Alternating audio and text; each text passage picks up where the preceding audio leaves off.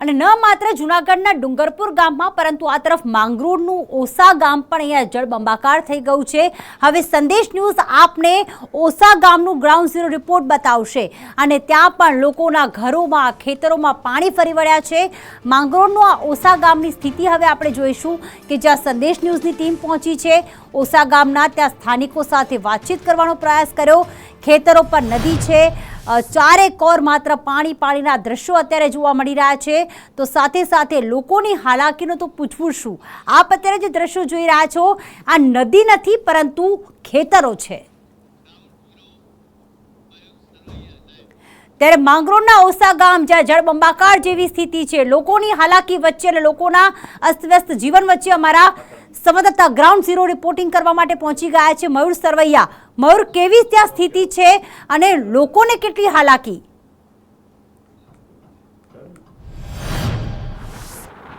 બિલકુલ પ્રીતિ, અત્યારે હું માંગરોળના ઓસા ગામ પહોંચ્યો છું, જ્યાંના રસ્તાઓ જે છે તે સંપર્ક વિહોણા થયા છે। એક ગામથી બીજા ગામ જવું હોય તો ટ્રેક્ટર લઈને જવું પડે તેવી પરિસ્થિતિ અત્યારે અહીંયા જોવા મળી રહી છે। આપ દ્રશ્યો જોઈ રહ્યા છો ટીવી સ્ક્રીન ઉપર, એ કોઈ તળાવ કે નદીના નથી પરંતુ આ ગામના દ્રશ્યો છે, ગામની આજુબાજુમાં આવેલા ખેતરના દ્રશ્યો છે। આ ખેતરની અંદર અત્યારે કમરડૂબ પાણી જે છે તે જોવા મળી રહ્યા છે। જ્યાં જુઓ ત્યાં અત્યારે પાણી જ જોવા મળી રહ્યું છે। હું ટ્રેક્ટરમાંથી પસાર થઈને અત્યારે આપને આ દ્રશ્યો જે છે તે બતાવી રહ્યો છું, કારણ કે અત્યારે જીવના જોખમે ટ્રેક્ટરમાં પણ રસ્તો ન દેખાય તેવી પરિસ્થિતિ જે છે તે અત્યારે અહીંયા જોવા મળી રહી છે। કારણ કે જ્યાં જુઓ ત્યાં પાણી જ જોવા મળી રહ્યું છે। આ ઓસા ગામના દ્રશ્યો છે કે જે ગેડ પંથકમાં આવેલું છે। દર વર્ષે આ પ્રકારની પરિસ્થિતિ હોય છે, પરંતુ આ વર્ષે સૌથી વધારે પાણી આ ઓસા ગામની અંદર અત્યારે અહીંયા જોવા મળી રહ્યું છે। જ્યાં અત્યારે અમે 7 કિલોમીટર ટ્રેક્ટરમાં રસ્તો પસાર કરી અને અહીંયા આવ્યા છીએ। બાટવા ગામથી ઓસા જવાય છે તે રસ્તો બંધ થયો છે, સંપર્ક વિહોણા ગામ થયા છે। લોકોને ઘર વખરી લેવા જવું હોય તો પણ ન જઈ શકે તેવી પરિસ્થિતિ અત્યારે અહીંયા જોવા મળી રહી છે। જળબંબાકારની સ્થિતિ જોવા મળી રહી છે। જૂનાગઢના ઓજત નદીના પાણી જે છે તે અહીંયા ફરી વળ્યા છે। ઓજત નદીનો પારો તૂટતા કેડ પંથક અત્યારે પાણી થયું છે। અહીંયા સ્થાનિક લોકો મારી સાથે ટ્રેક્ટરમાં છે, તેની સાથે વાત કરવાનો પણ પ્રયાસ કરીશું। શું કહેશો જયદીપભાઈ, શું પરિસ્થિતિ અહીંયા? અમારે અહીં 3-4 દિવસથી હાવ બંધ છે બધું, રસ્તા ને બધું, અને કંઈ પણ બકાલું આ તે બધું ટ્રેક્ટરમાં જ આવી થાય અને નદીના પારા ને બધું તૂટી ગયું। પાણીની વાય વધારે આવી છે આ બાજુ। કેટલા દિવસથી આ પરિસ્થિતિ અહીંયા જોવા મળી રહી છે? ત્રીજો દિવસ છે। ત્રીજો દિવસ। આ ઘર વખરીને લેવા જવું હોય તો કઈ રીતે જવું પડે? ટ્રેક્ટરમાં જ। બરાબર। અત્યારે આ પાણી જે છે તે કમરડૂબ પાણી ખેતરોની અંદર જોવા મળી। આ કેટલા દિવસે પાણી ઓસરે? આ 4-5 દિવસ ખાલી થાય। 4-5 દિવસ વરસાદ ઉપર ન હોય ને તો 4-5 દિવસ નીચે ખાલી થાય।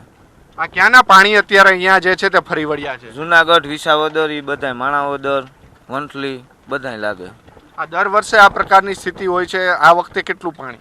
આ વખતે જરાક વધારે છે અને દર વખતે એટલું જ હોય એવું છે। આજુ જરાક વધારે છે થોડું। આગળના કેટલા ગામ છે કે જ્યાં આપણે જઈ શકાય નહીં તેવી પરિસ્થિતિ છે? અમારે અહીં એવા ગામ છે કે 15 થી 20 ઓલામાં ગામમાં જવાય નો અવર આ તો ટ્રેક્ટરું જેસીબી છે એટલે જઈ શકીએ।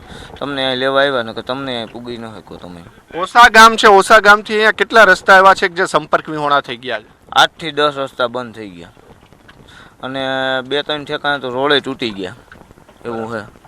આપ જે પ્રકારે દ્રશ્યો જોઈ રહ્યા છો કે આ ઓસા ગામના દ્રશ્યો છે। અત્યારે પહોંચ્યા છીએ આપણે ઓસા ગામ। સંદેશ ન્યૂઝ જે છે તે ટ્રેક્ટરની સવારી કરીને ત્યાં પહોંચ્યું છે। અત્યારે નીચે ઉતરી શકાય એવી પરિસ્થિતિ નથી, કારણ કે રસ્તો જે છે તે દેખાઈ નથી રહ્યો। આજુબાજુમાં તમે જ્યાં પણ જુઓ ત્યાં પાણી દેખાઈ રહ્યું છે। એક મંદિર હું તમને દેખાડવાના પ્રયાસ કરીશ પ્રીતિ, કે જે પણ પાણીની અંદર ગરકાવ થઈ ગયું છે। મંદિરનો જે પહેલો માળો એટલે કે જે આપણે દર્શન કરવા માટે મંદિરે પહોંચી તે આખું પાણીની અંદર ગરકાવ જે છે તે જોવા મળી રહ્યું છે। આ ઓસાના દ્રશ્યો છે કે જે અત્યારે સંપૂર્ણ પાણીની અંદર ગરકાવ જોવા મળી રહ્યું છે। જળબંબાકારની પરિસ્થિતિ જોવા મળી રહી છે। છેલ્લા 2 દિવસથી જે વરસાદ જે વરસી રહ્યો છે તે મેઘ કહેર એટલે કે મેઘરાજાએ કહેર વર્તાવી હોય તેવા દ્રશ્યો ઓસાની અંદર અત્યારે જોવા મળી રહ્યા છે। જ્યાં જુઓ ત્યાં પાણી, ચારે કોર પાણી। લોકોને ઘર વખરી લેવા જવી હોય તો પણ તેઓને હવે ટ્રેક્ટરનો સહારો લેવો પડતો હોય તેવા દ્રશ્યો અત્યારે અહીંયા સામે આવી રહ્યા છે। સંદેશ ન્યૂઝ ગ્રાઉન્ડ ઝીરો માટે અત્યારે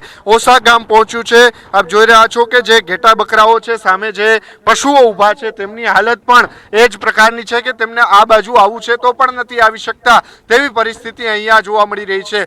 જે ઓજત નદીનો પારો તૂટ્યો છે તેમના કારણે અત્યારે અહીંયા આ પરિસ્થિતિ જોવા મળી રહી છે અને ઓજત નદીના પારા તૂટવાને કારણે ક્યાંક ને ક્યાંક અહીંયા આ જે પાણી ફરી વળ્યા હોય તેવા દ્રશ્યો સામે આવી રહ્યા છે. હું નીચે ઉતરવાનો પણ પ્રયાસ કરીશ કે ત્યાં કેટલું પાણી છે. હું તમને રસ્તા ઉપર જે છે તે બતાવવાનો પ્રયાસ કરીશ, કારણ કે અહીંયા પાણી જે છે તે અત્યારે કમર સુધીના પાણી હોવાના દ્રશ્યો આપણને સામે આવી રહ્યા છે.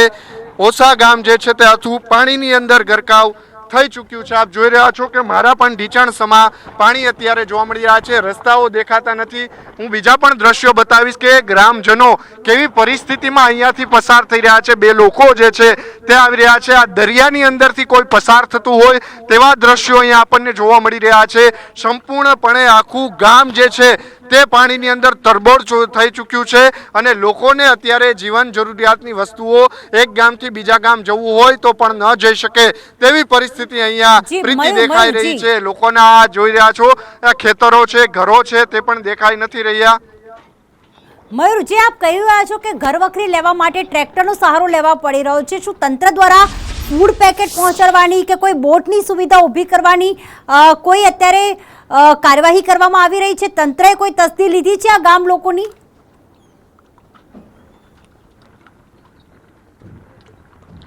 બિલકુલ, આપણે ગ્રામજનોને પણ પૂછશું. અત્યાર સુધી કોઈ તંત્ર અહીંયા પહોંચ્યું હોય તેવું લાગી નથી રહ્યું. અહીંયા જે લોકો છે તેમની સાથે વાત કરો. અહીંયા કોઈ તંત્ર પહોંચ્યું છે તમારી પાસે? કોઈ અહીંયા ખબર અંતર પૂછવા કોઈ નથી આવ્યું. અત્યારે તમે એક પહેલાં આવ્યા, બાકી કોઈ હજી સુધીમાં કોઈ આવ્યા નથી કે કોઈનો ફોન નથી. અમારે આ 4 દીથાથી લાઇટે આ થાંભલા ને પવન ને વાવાઝોડું આવ્યું તો 4 દીથાથી થાંભલા 10-15 પડી ગયા, તો એ કોઈ છે નહીં, નથી કોઈ જીએબી વાળા કે કોઈ. આ તો અમારા ગામના અત્યારે આગળ જેસીબી ને એ લઈ આવી અને પાણીમાં ઊભા રાખી અને જેસીબીથી થાંભલાને બધું લઈ આવીને ઊભા કર્યા. એવું કરીએ, ચાલુ કરીએ, અત્યારે મહેનત કરીએ. કાલે એ કરતા હતા તો કાલે ન થયું, હવે આજે જે થાય. બાકી આ 4 દીથાથી લાઇટ નથી ઓહામાં. 4 દિવસથી અહીંયા વીજ પુરવઠો પ્રીતિ ખોરવાયો છે. આપ શું કહેશો? અહીંયા તંત્ર કોઈ અહીંયા પહોંચ્યું છે? અહીંયા તો તમારી કોઈ અહીંયા જે વીજ પુરવઠો ખોરવાયો છે કોઈ વસ્તુઓ લેવા જાવી હોય તો કેવી પરિસ્થિતિ? ના, કોઈ અહીંયા આવ્યું જ નથી. કોઈ ખબર અંતર પૂછવા કોઈ અહીંયા આવતું જ નથી.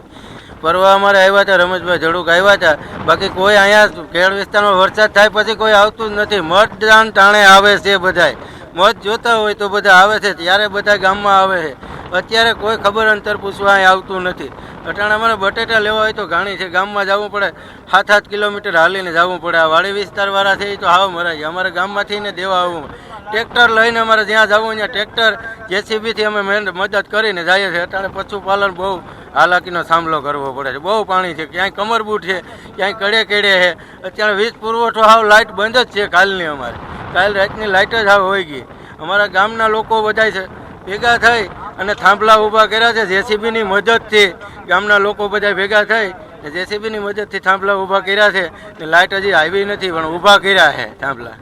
થાંભલાઓ જે છે તે ઊભા કરવામાં આવ્યા છે. વીજ પુરવઠો જે છે તે અહીંયા જે ખોરવાઈ ચૂક્યો છે. 2 દિવસથી લોકો વીજ પુરવઠા ઉપર દિવસો પસાર જે છે તે કરી રહ્યા છે. આ દ્રશ્યો જોઈ રહ્યા છો કે જ્યાં જુઓ ત્યાં પાણી જ દેખાઈ રહ્યું છે. લોકો પોતાના જીવના જોખમે અત્યારે અહીંયા આવતા હોય તેવું અત્યારે લાગી રહ્યું છે, કારણ કે ખેડ પંથક એવો છે કે જ્યાં પાણી જે છે તે દર વર્ષે ફરી વળતા હોય છે, પરંતુ તંત્ર જે છે તેમના દ્વારા કોઈ તસ્દી લેવામાં નથી આવતી. જો ઓજત નદીને ઊંડી કરવામાં આવે તો આ પરિસ્થિતિ ન સર્જાય, કારણ કે દર વર્ષે ઓજત નદીના પાણી જે છે તે ખેડ પંથકની અંદર ફરી વળતા હોય છે અને ફરી એક વખત ઓસા ગામ જે છે તે પાણી થયું હોય તેવા દ્રશ્યો સામે આવ્યા છે અને લોકોનું જનજીવન પણ ખોરવાયું હોય તેવું લાગી રહ્યું છે. પ્રીતિ, બિલકુલ આભાર મયુર તમામ વિગતો માટે. તો જે સ્થાનિકોએ કહ્યું કે તંત્ર નથી આવ્યું, પહેલા તમે જ આવ્યા છો અને સંદેશ ન્યૂઝ હંમેશા વરસાદ હોય અને ત્યાં ગ્રાઉન્ડ ઝીરો રિપોર્ટિંગ કરતું હોય અને ત્યાંના લોકોની સ્થિતિ અમે તંત્ર સુધી પહોંચાડતા હોઈએ છીએ, ત્યાંના લોકોની વેદના અમે તંત્ર સુધી પહોંચાડતા હોઈએ છીએ